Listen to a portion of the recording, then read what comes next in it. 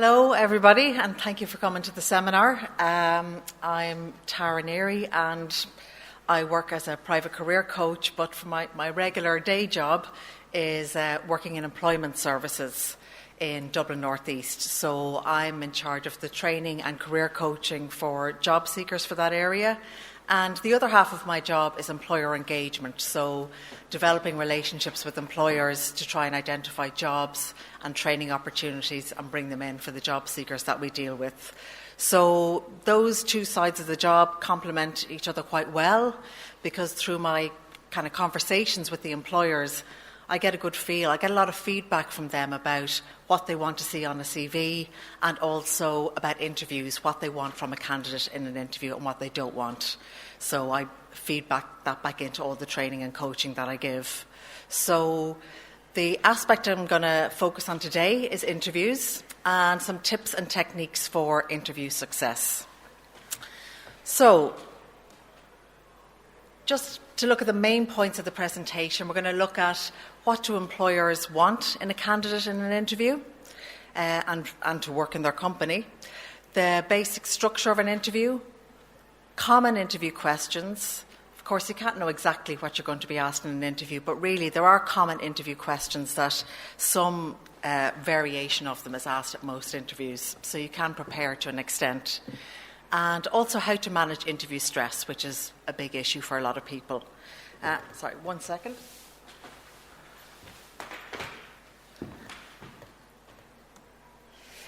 So, what employers want from you? First and foremost, they want to see that you're tuned into their needs, as in, what do they need you to be able to do and to be good at, to be able to do this role well. That's the first thing that they're looking at. So that would be, they'll be looking at your personality, but also your technical skills. Do you have the right educational background? Do you have the right work experience? You don't need to tick every single box to go for the interview or to be successful at the interview. So don't let that put you off if there's a job that you're really interested in. I would also say, try and be open and honest as much as you can in the interview. I know you sort of feel like you're trying to sell yourself in the interview and you want to make out that you're brilliant at everything they want so that they'll take you on for the job. But experienced interviews are pretty clued in to whether somebody is telling the truth or not. And also, it's a nightmare for line managers if they take on somebody who said they were really good at Excel or whatever the skill is, and they really haven't got a clue. So they're very keen to take on people, not necessarily that are perfect, but that they at least feel like they know what they're getting. So if you're asked about something in an interview, say your Excel skills, and they're quite basic, but they're not brilliant, and they want somebody that can use it to be able to do the job, it's fine to say, look, my knowledge of that's quite basic, but I'm very keen to learn more. Or I enjoy such and such and I'm quite good at it, but these are the areas I want to learn about next, that I want to develop next. And at least then they sort of feel, well, I'm getting somebody that's honest here and that's open. So I'm more likely to believe when they say they are really good at certain things, they probably are, and they're not just plumb awesome me and telling me they're brilliant at everything and telling me everything I want to hear. The next thing they want from you is to show that you can fit into the company. So that's kind of it's really more about personality than anything else. Generally speaking, employers want people that have a positive disposition and that are good communicators, which means being good at listening as well as speaking. Like I often come across people and they just talk non-stop and they tell you, oh, I'm brilliant with people. But being a good communicator is a two-way thing. And ultimately, they want people that are going to be able to get on well as part of a team. And even if your job doesn't involve dealing with clients or customers, you're always going to be dealing with other humans, even if it's just your colleagues and your line manager. So, yeah, they want somebody who comes across as friendly, who has some emotional intelligence and social intelligence, who has some level of self-awareness. The kind of person who's going to be able to take instruction if needed, and that's also going to be able to take some constructive criticism, and most importantly, just generally get on with people. And the research shows that that's actually as important or more so to employers than you having all the perfect technical skills and qualifications. I mean, obviously there's certain things you're going to need. If you're going for a job as a doctor, you need to have your qualifications. But there are certain things that they can teach and that you can learn on the job. But if your personality doesn't feel like a good fit, if you don't come across as somebody that's likely to get on with other people, or it's just not a good fit for the culture of the organisation, that's going to be a much bigger problem for them and much harder to change. The next thing is that you can demonstrate that you're the right person for the job. So the first one, being tuned into their needs, is you showing that you have a really good understanding of what this job is. So make sure you read the job description well. And I know that might sound obvious, but read it a few times. I did a mock interview with a man last week, and I was doing the mock interview with him in the morning, and he was going for the actual interview in the afternoon. And it turned out that the job was something completely different when I read it to what he actually thought it was. So sometimes you can skim through a job description and think, oh, yeah, I know what that's about. Take your time and read it a couple of times. Make sure you know what their needs are, what the role is. And then you've got your third point here. You want to be able to demonstrate that you're the right person for the job. So in the interview, you're going to be giving examples of how you fit the brief. And a really useful thing to do can be to either to print out the job description and just get a pen and underline all the main tasks you're going to have to do and all the main things they're looking for in terms of experience, qualifications, or personal characteristics. Like they might say, good communicator, able to work well as part of a team, good at multitasking, organised, whatever the key things they're looking for, so that you have that really clear in your mind when you're going in there to basically sell yourself into this role. And the fourth thing is they want to see that you're genuinely interested in the job. And that'll come across in a number of ways. One is just body language, sitting up straight, making good eye contact. Sometimes in an interview people are slouched, they're not making eye contact. Voice, showing that you're enthusiastic, but also the fact that you've put a bit of work in to prep for the interview is going to show that you're genuinely interested. So one of the things, as I've just mentioned, is, really understanding the job description, but also make sure to do your research on the company. So your first port to call for that is just go onto the company website, have a read, and make sure you know what it is they do, what products or services they provide, maybe who their main competitors are. And it'll often say something these days on the company's website about their mission, their values, their ethos, so that you wonder, because they might ask you something about that as well in the interview. And it also gives you an opportunity to see, are they a good fit for you? Because the interview is a two-way process, and it is tempting when you go into an interview just to think, oh God, I'll tell them whatever they want and, sell myself just so that they'll give me the job. But you need to be also sitting there thinking, well, are they the right fit for me? When I read the website, is this a company that I'm interested in what they do? When they talk about their mission and values, does that sort of resonate with me?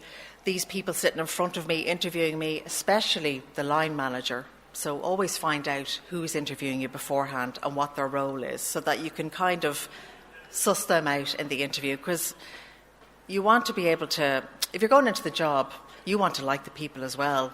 And if you're sitting across from somebody who's going to be your line manager and you're thinking, oh God, I'd hate to work under them, that's probably not the right fit for you. So yeah, showing that you're genuinely interested is all about doing your reading the job well, doing your research on the company, and again, your body language and showing a bit of enthusiasm shows that you're really interested. And just basic things like, dressing appropriately, making sure to turn up on time, all of that. Structure of your standard interview, you've got your introductions. Usually they'll introduce you to everybody when you go in, but they'll often have told you in advance who's going to be on the interview panel. And if they don't, if you're invited for an interview and they don't tell you who's going to be on the panel, email HR or whoever your contact is and ask so that you know. Usually then they'll do an overview of your CV. So they might say either, tell me about yourself or take me through your CV, and look at your relevant skills and knowledge. Then they'll usually have direct and competency-based questions. Most interviews these days are competency-based interviews. And all that means is direct questions will be things like, how long did you work in such and such a place? What did you do in this job that you had? Why did you leave your last job? A competency-based question just means they ask you to give an example of something. So if one of their competencies is that you've got good communication skills, they might say, can you give us an example of a time when you showed good communication skills? Or can you give us an example of a time when you worked well as part of a team? Or when you showed your innovation or your creativity or whatever things are important for them in this job? Or when you give us an example of a time when you had a job that was very busy and when you had to multitask, and how did you handle that? So it'll be all linked to the key things they've said they want in the job description. Now, sometimes you'll come across a job description that gives you hardly any information. There's a few sentences and you're thinking, I don't really know what this job is. Like, that's useless to you. You can't prepare for the interview if they don't give you a proper description of what the job is.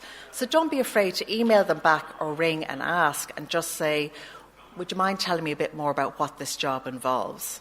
And sometimes what's happened is a HR person has written the job spec rather than the person that's running that department, and they really didn't know what the job was themselves, and it's very vague. I mean, that's no use to you. First of all, you can't prep for the job, and secondly, you want to make sure that it's worth your time and effort doing all the preparation, that it's actually a job you want, and that you don't go into the interview, have the interview, and halfway through think, oh God, I didn't know that's what it was. No, wouldn't really be interested in that. So, so don't be afraid to ask for more detail about the job. And if anything, it just shows your enthusiasm and your interest that you picked up the phone and did that. You're not annoying them. Absolutely do it if you need to. And at the end then, they'll often say, have you got any questions? And I'll go into examples of what you could give to that in a moment. And you might have some questions yourself just as a result of reading the website, or during the course of the interview they might have said something that you're thinking, oh, I need to ask them a bit more about that. But it's good to have a few pre-prepared questions anyway, just in case, because the feedback I get from employers is, it doesn't go down great if they get to the end and say, have you got any questions? You're like, no. So even to have a couple of things for the sake of it. These would be common direct interview questions. Like these, or some form of these, will often come up. So tell me about yourself, or take me through your CV would be another way of asking that. Now, that seems like a kind of an easy question, but it's sort of deceptively tricky, because really they're looking for an answer that's about 3 or 4 minutes long for that. And it's very easy, and what people often do is they say, well, I left school in 1995 and then I worked in this shop and then I went here and I went there, and they give their whole life story. Like, people's attention spans are short and you've only got so much time in the interview. So with every question, this applies to every question you answer in the interview, you want to make your answers relevant. You're focusing in on what's relevant in your background. So with the tell me about yourself, you're going to spend about 2 or 3 minutes talking about your key relevant skills and experience and characteristics that you have, and maybe finishing up with a sentence about, and why I'd like to work for your company now is because, and whatever your reason is. The second one, why should we hire you?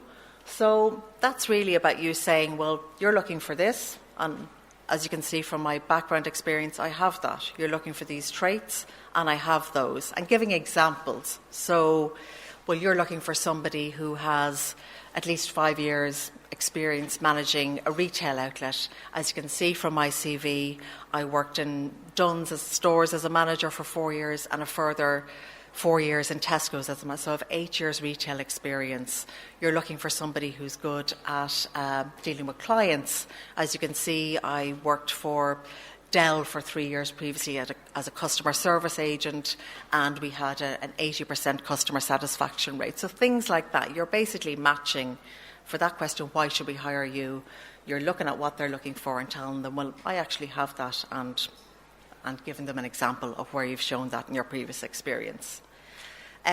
What's your greatest strength? So people like this question, but it's not just an invitation to talk about how great you are. Maybe mention, if they say greatest strength, maybe one thing. Sometimes they'll say, what's your greatest strengths? You could give maybe 2 to 3 things. And again, you're going to keep them relevant. You know, you're going to say things that are true, but you might have 6 great strengths. But think about which are the ones that are going to be most useful in this role, and they're the ones you're going to tell them about. And give examples again of when you showed those strengths. And it doesn't have to be from, like some people have very limited work experience, or the roles that they were in were very procedural and didn't allow them, for example, any innovation or creativity, or maybe they weren't working as part of a team. Your examples don't have to come from paid work.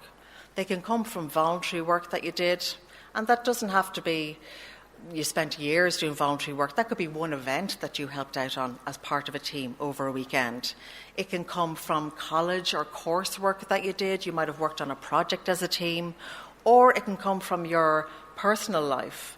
Like I would sometimes deal with, say, stay-at-home mums that maybe had children in their early 20s, they haven't been to work for 20 years, so they're saying, well, I don't really have any examples I can give. But the more you get talking to them, they help to a fundraiser for the school, or, they've worked as part of a team, a sports team.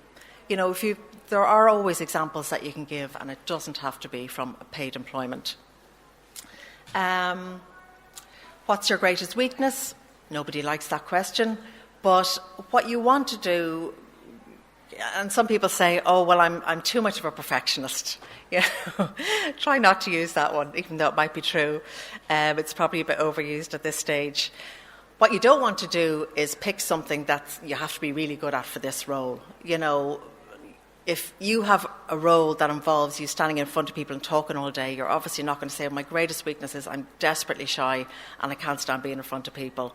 So you could either pick something that's a weakness that you have at the moment, but that's not a key thing to be good at in this job, and also ideally say what you're doing to address it.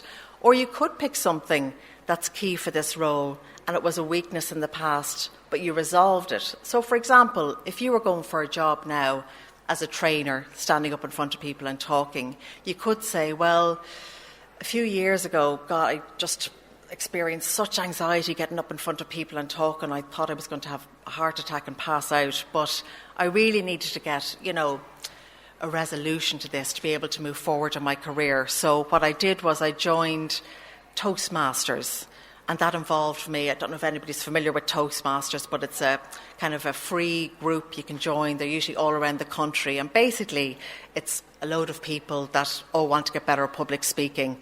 And you're given a kind of a presentation to prepare each week, and you have to get up in front of the group. So you could say, well, I joined Toastmasters, and after a year and a half in that, I felt much more confident, getting up and speaking in front of people. And now I actually quite enjoy it. So like that, it can be a characteristic that you do need, that you weren't great at, but you did something to overcome it and now you're great at it, or a weakness that you have at the moment, but it's not key to this job, and ideally say what you're doing to address it. Why do you want this role? So that's where you're really understanding the job description is going to come in. So you can pick out aspects of it and say, well, this job involves, dealing with people a lot. I really enjoy interacting with people. I enjoy supporting and guiding people. Or you're picking out aspects of the role, that really appeal to you. And it's good for yourself to prepare answers to these questions beforehand, because if you're sitting at home trying to prepare an answer to that and you can't think of any reason why you want that role, you might want to ask yourself why you're going for it. And the same goes for the next question, why do you want to work for us? Now, often people get a bit confused, and when they're asked that question, they answer, why I want this job, or well, I like admin work or whatever. This question is about, why do you want to work for our company? And this is why you need to have your research done on the company, because if you don't know hardly anything about them, you can't answer that question. And don't fall into the trap sometimes of, if it's a company that the name is very famous, like IKEA or something, you think, well, I know everything about them. I don't need to research it. When they put you on the spot in the interview and ask you that, you might find it difficult to kind of connect the dots. So still look up the website and see also your image of them mightn't be their image of them. And that company might also do a lot more than you realise. So even if it's a really well-known company, still look up their website and see what they have to say so that you can answer that question, why do you want to work for us? And that could be, I'm really interested in, the products you sell, the services you have, your company's known for its innovation and I really want to be part of that. Could be any number of reasons. Why did you leave your last job is the next thing. Now, I know some people dread this question. And people have left previous jobs for all sorts of reasons, including they were treated terribly. They had terrible conditions. They were bullied. Their line manager was a nightmare. And all of those things are perfectly valid and true. But you don't want to say anything negative in your interview about a previous employer because they don't know you at all. And they're thinking, well, was that the case or was this person the problem or what really happened there? So you're not going to lie and say, oh, I loved that last job when it was an absolute nightmare. But what you can say is, say, for example, I was dealing with a lady who had left an airline because she was being bullied and it was an awful, terrible situation. So what she can say without lying was, well, that role was interesting. I learnt a lot. Might not have been things you wanted to learn, but the role was interesting and I learnt a lot. But I just wanted to move to a company that is, and depending on the company you're moving to, you could say, I wanted to move to a larger company where there's more opportunity. Or I wanted to move to a smaller company like yours because I felt there'd be more variety. Sometimes you're a bit pigeonholed in larger companies. Or I wanted to move out of the corporate sector and into community development. It was just a greater area of interest for mine. Or it's also fine if it's a really practical reason and say, to be honest, I was commuting 2.5 hours a day. Or maybe that's something that mainly happens in Dublin. I was commuting 2.5, 3 hours a day to the last job, and it just wasn't giving me a good, family life balance. And this company's down the road. That's fine as well. You just don't ever want to say anything negative about the employer and have them maybe be concerned, well, if things don't work out for this person here, are they going to badmouth us to other people? So, competency-based interviews, as I said, are basically where you have to provide an example. An interview asks you to provide an example of past performance that can help them determine how you'll perform in the future. Give examples of when you displayed the skills they're looking for in the past. And as I said, that can be from employment, college, personal life, voluntary work.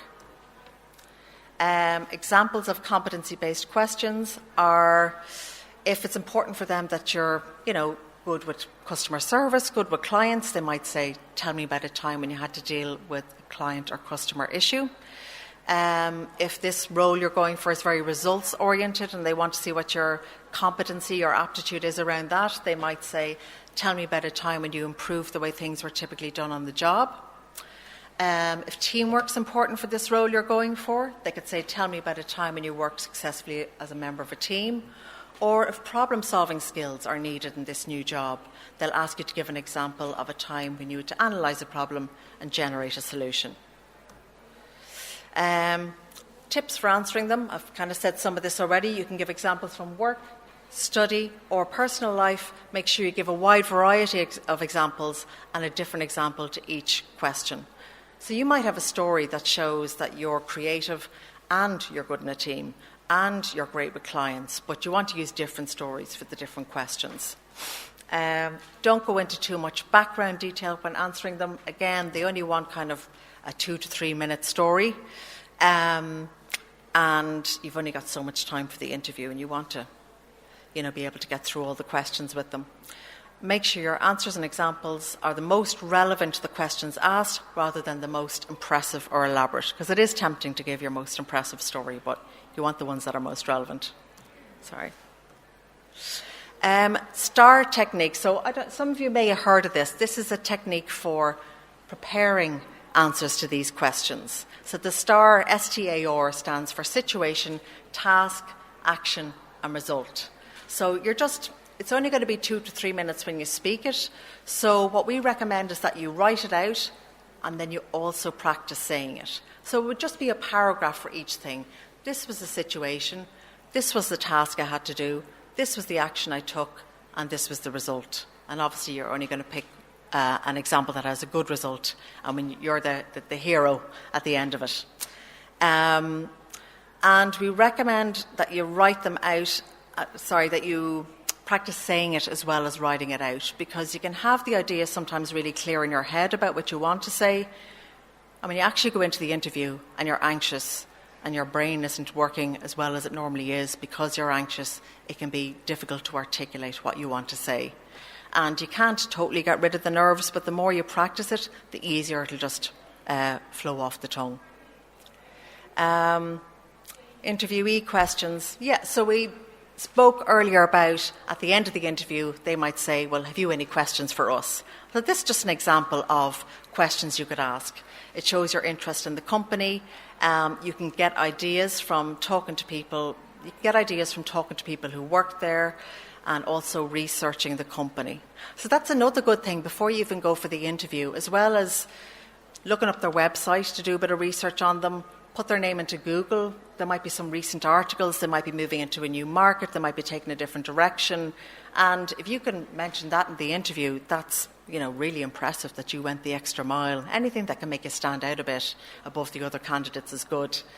And also, if you know anybody working in the company, have a chat with them beforehand, even if it's a friend of a friend. Or if it's a job you really want, even if you don't know anybody personally or in your chain of people you know, you can always send them a message on LinkedIn and just say, hi, this is Tara. I'm going for a job to join the accountancy department in Google, whatever it is. You're going to contact somebody in LinkedIn, through LinkedIn that works in that department of the company you're going for, and say, is there any chance you'd have a chat for a time for a 10-minute virtual chat or phone call? And often people will come back and say yes. And you can get so much valuable information really about things that they won't say on the website from a 10-minute chat with somebody. And also if you can mention that in the interview, that you rang Bob, who works in accounts, that you contacted them to find out more about the organisation. That again really shows that you went over and above and that, oh God, this person must be really interested in the job, and that you're proactive and confident and all of that. So, yeah. So examples of questions you could ask. You could ask, if it's not obvious already, is this a new role? How many are on the team? You could ask, which can be quite a useful question, can you tell me what a typical day might be like in this role? Because sometimes you're looking at a job description, you're thinking, oh, I'd really like that bit, I'm not mad about that bit, and you've no idea, well, how much of my time is going to be dealing with clients, for example, and how much of it is going to be doing admin or accounts. So that's where a question like, can you tell me what a typical day might be like in that role, can be really useful to you. Especially if sometimes they'll have somebody on the panel who's either the person you're replacing or they're doing the same job as you. And that's, they're the perfect person to tell you what a typical day is like. If I'm successful in the interview, when will I know? Because when you leave an interview, you kind of want to know, well, when are they going to get back to me and let me know if I've got the job or not? If there's a particular aspect of the role, something they mentioned during the interview or something you read in the job description that you're like, I'm not really sure what they mean about that, you could ask, could you tell me more about this aspect of the role? Or if there's company plans you're interested in. You could ask the line manager, what is your management style? I know not everybody would feel comfortable asking that, but really you want to work with an emotionally intelligent manager who is going to be a coach and a mentor and somebody who's interested in your development and well-being. If you're working for a manager that's only interested in results, that's probably going to make for a very stressful work environment. So, as I said, it's kind of a two-way thing, the interview. Always be thinking, well, do I want to work for them? Does that line manager seem like somebody I can work with? The ethos of this company, is it all work and no play? Is it very corporate? Is it very dog eat dog? And does that suit me or does it not? So you can ask the manager what their approach is. Managing interview stress. Okay, so it's unlikely you'll be able to get rid of any interview stress, and not necessarily desirable that you get rid of all stress, because a little bit of stress can get a little bit of adrenaline going, can make you more alert, and there's no harm in any of that. But overwhelming stress can, people either talk too fast, or they waffle, or they can't speak at all, or they can't think straight, and that's not useful to you, obviously, going into the interview. You want to present yourself as well as you can. So things that you can control: prepare well, practice the answers so that they come easier to you in the interview. Allow plenty of time to get to the interview. Don't be late. If you are going to be late, or you think you're going to be late, ring well in advance. Don't ring 2 minutes before your interview is due to start and they're all sitting in the interview room already. If you even think you're going to be late, ring ahead and say, look, there's a chance the bus is delayed, or traffic's really bad. There's a chance that I might be 15 minutes late. I just wanted to let you know. And then when you get to the interview, apologise once and then leave it. Don't mention it again. Don't keep apologising. Don't remind them about it at the end of the interview. They'll forget about it. Apologise once and then leave it. Attitude. You want to go in friendly, open, enthusiastic. Somebody that comes across as, going to work well with other people and really interested in the job. Quick thing, I don't know if I'm running out of time now. I am. Okay, sorry. We're nearly done. Power poses. This is something I would encourage you to look up if anybody's familiar with TED Talks. There's one by Amy Cuddy, and she talks about the research on doing particular physical poses that actually boost your confidence and your testosterone before you go into the interview, make you more alert and confident. One of them is, you can do it with me if you want, just interlink your fingers and put them behind your head so your elbows are out to the side. Now, the research shows if you do that for 3 minutes, you can do it in your car, you can go into the bathroom, wherever you want to do it, it actually boosts your confidence and energy. And the other one, I won't make you do, is kind of known as the Wonder Woman pose. So that's just hands on the waist like that, and feet spread. And these will boost your confidence. 2 to 3 minutes in that. But Amy Cuddy, look it up. It's well worth it. Worth 3 minutes of your time before your interview. Breathing techniques. There's loads of resources on these. You don't need to do a big long meditation or breathing. There's loads of 2-3 minute breathing techniques. Taking a deep breath, it's the easiest and most effective way to calm down your nervous system. Just a long, slow inhale in through the nose and out through the mouth gives your whole system the message that everything's okay. So that's the way you want to be going into an interview, confident and calm. Dealing with disappointment, if it doesn't go your way, it's all good interview practice. It really is. There's no such thing as a wasted time doing an interview. The more you do, the more confident and the better you'll get at them. And also, always ask for feedback. People don't, and they don't normally offer it, but they don't have to give you feedback, but they usually will. If they contact you and say you weren't successful, say, oh, well, that's disappointing, but is there any chance you could give me some feedback? They nearly always will. Or even if they don't contact you at all, ring them up and follow up on the interview and find out if you got it, and then ask for feedback. Because sometimes the thing you think you weren't great at, you were actually fine. And then we all have blind spots for our own little quirks that you didn't realise you were doing, and they'll let you know. It's very useful. Summary. Find the job and prepare to apply. Find out as much as you can about the role you're applying for. Highlight your relevant skills on the CV. Ensure your CV is well structured, clear to read, and highlights the relevant skills and experience. It's not one size fits all, so do try and tailor your CV to the job you're going for. And prepare for interview. So find out what behaviours and competencies the company is looking for, and make sure to prepare your answers. Prepare and practice. So that's it from me. Thank you very much, everybody. I will be kind of around after this if anybody wants to come up and ask me questions, and I'll be working at the Career Clinic for a few hours as well. So, thank you very much.